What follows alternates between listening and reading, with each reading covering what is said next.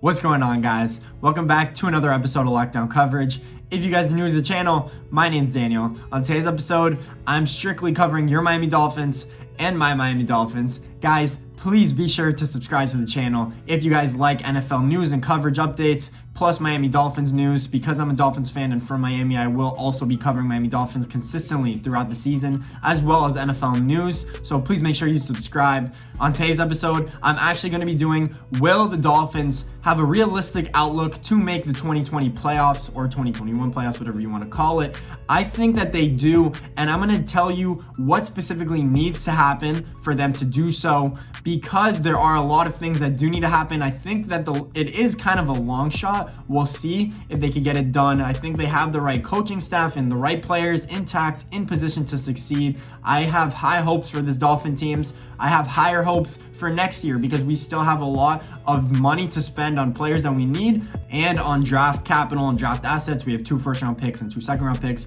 Just quickly before I get into that, I wanted to mention some updates for the Dolphins. Is one, we did trade running back Kalen Ballage, who struggled last year in 135 rushing attempts. He only averaged 1.8 yards a carry. Obviously, that's going to contribute to our horrendous O-line. Our O-line was probably the worst I've ever seen in my probably 10 years of consistently being an NFL football fan. But he also didn't show anything that he could have built off his first year, in which he had a few long runs and was showing off to be probably why we picked him in the 4th round. But things didn't work out, and Adam Gase, out of all people, decided to trade for him because maybe he thinks he could resurrect his career. The Jets traded for Kalen Ballage. We were about to release him, but the reason we didn't was because the Jets wanted him, and there was a chance that the Jets would not get him off waivers if we released him, and another team actually claimed him. So they traded a 7th round pick for him. So Kalen Ballage traded to the Jets for a 7th round pick. And then one other thing that I wanted to discuss is just a few hours ago, Brian Flores, head coach of the Dolphins, said that he is going to discuss what the team is going to do for a social justice message from the Jacob Blake shooting. So a lot of teams already canceled practice, or like the New Orleans Saints wore his name on their helmet. So we'll actually see what the Dolphins do. But let me get into this video. Can the Dolphins make the playoffs in 2020? Let me discuss, first off, things that need to happen. I am going to be beginning with the quarterback position, and I've said this in videos past that I think Ryan Fitzpatrick needs to be the starting quarterback throughout majority of the season for the Dolphins to make the playoffs. Why, do you ask? I think Tua Tagovailoa is just getting the basics of the offense, and any rookie now is going to struggle. They didn't go through OTAs. They didn't go through mandatory rookie training. They did not prepare for the season. Also, Tua is coming off a drastic injury. It's not like he was healthy and could have trained this whole offseason. There was a starting point in which he had to get cleared, and he just got cleared to where he could do training camp activities and throw the football right before training camp. So it makes sense that Tua wouldn't be ready for the season. Even if he's ready halfway through, the Dolphins would have to make the playoffs in this video. So I think we would be above 500, and we would not throw in Tua if we were above 500 and Ryan Fitzpatrick was performing well. We would throw him in if our offensive line, and I've said this multiple times, our offensive line would have to be way better than it was last year, because I'm not throwing our whole franchise, the 3rd overall pick, in front of a drastic offensive line that's going to get Tua sacked 4 or 5 times a game. I don't care if Tua is really good in the pocket and can evade sacks. He's still going to be under pressure and under trouble if we put him in that position. But anyways, this is a playoff video. And for us to make the playoffs, our offensive line and our quarterback position, our first 2 basic key points I wanted to get to, have to play amazing. They have to be way better than they were. Ryan Fitzpatrick has to be Ryan Fitzpatrick of last year. Ryan Fitzpatrick of last year that guided us to beat the Patriots in New England. That Ryan Fitzpatrick needs to show up. There has been past time where Ryan Fitzpatrick has performed well, and the next year he's had drastic years, terrible years, to where he earned a contract and then he didn't deserve it the next year. He did that with the Jets. He did that with the Bills. We'll see what actually happens with Ryan Fitzpatrick. And our offensive line, we potentially have 3 rookies. Let's say Robert Hunt at guard or at right tackle. We have Austin Jackson, our left tackle, who's a rookie 1st round pick. And let's say Solomon Kinley wins a guard spot. So then we have Ted Karras and Eric Flowers at the O-line position, which is an upgrade from last year, but they're going to be young, they're going to be raw. The first few games I anticipate real struggle. So for us to start out of the gates at least 500. That is the only way we can make the playoffs, in my opinion. We need Devontae Parker to be Devontae Parker of last year. We need Mike Gesicki to take a step up. We need Preston Williams to stay healthy and take another step up as well. Preston Williams showed crazy flashes as a wide receiver 1 last year. I feel like he could literally be Devontae Parker. He needs to catch the football. He had a few crucial drops last year that probably wouldn't have given him an extra 100 to 150 yards receiving. So those drops were crucial. Mike Gesicki needs to be a red zone threat,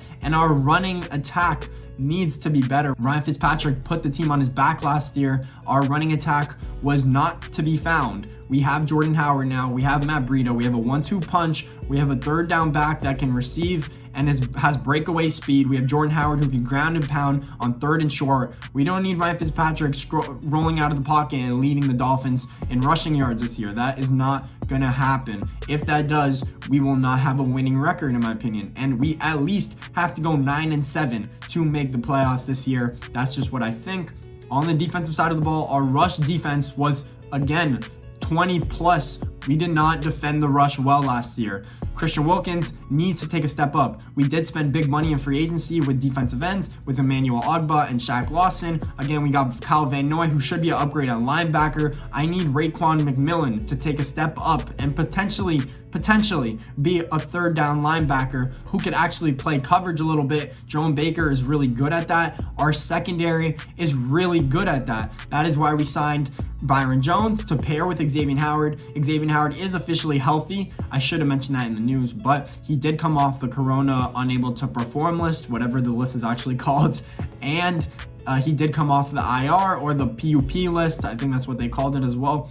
So he will probably start for week 1. He has 2 weeks to prepare. That should give him enough time to start against the Patriots. So our secondary is set. Byron Jones, Xavier Howard. We have probably one of the most dynamic duos at the cornerback position in the NFL. Our pass rush and our rush defense needs to get better, so the cornerbacks don't have so much stress on them, and the secondary as well as the linebackers, because once you get to the second level as an offensive lineman, they wipe out linebackers. I don't care if you're Bobby Wagner. If you're a good offensive lineman, you are going to wipe out a linebacker and create a big run. That's just what good offensive linemen do. That is what they've always done. So it makes sense for our defense to have a big upgrade. If we don't get to the passer and we allow 150 plus yards rushing a game, that is not going to cut it. We have to be probably middle of the pack or better, in my opinion, for this whole Dolphins team to make the playoffs. Is for the defense as well to be middle of the pack or better, and that is for the Dolphins to go 9-7. We're still missing some key players. We might need some players to break out. Van Ginkel out of Wisconsin potentially is having a really good camp. Shaq Lawson and Emmanuel Ogbah are destroying our offensive line. I don't know if that's a good thing for our defense or bad things for our offensive line. This is me just thinking as a skeptical Miami Dolphins fan. I don't know what's going to happen this year, but for us to go to the playoffs, we need Brian Flores to execute. We need our coaching staff to coach these players up and have a few breakouts. We need, as well as our secondary, we need Bobby McCain and Eric Rowe to play and have their roles in this offense and be turnover machines and be ahead of the pack. I would say middle or better. I'm going to say that for everything. We need to be middle or better for majority of things. We can only lack in some key areas, but if we lack in too many things, like giving up too many sacks or only having 80 yards rushing a game, we are not going to make the playoffs. And I know I sound like I'm being pessimistic, but I think that the Dolphins are going to be much better than they were last year. And last year we won 5 games. People last year were predicting us to go 0-16. It makes sense that we're going to have a bigger jump, and it's also our strength of schedule. That is why I think it's really hard for this to happen. We have the 3rd hardest strength of schedule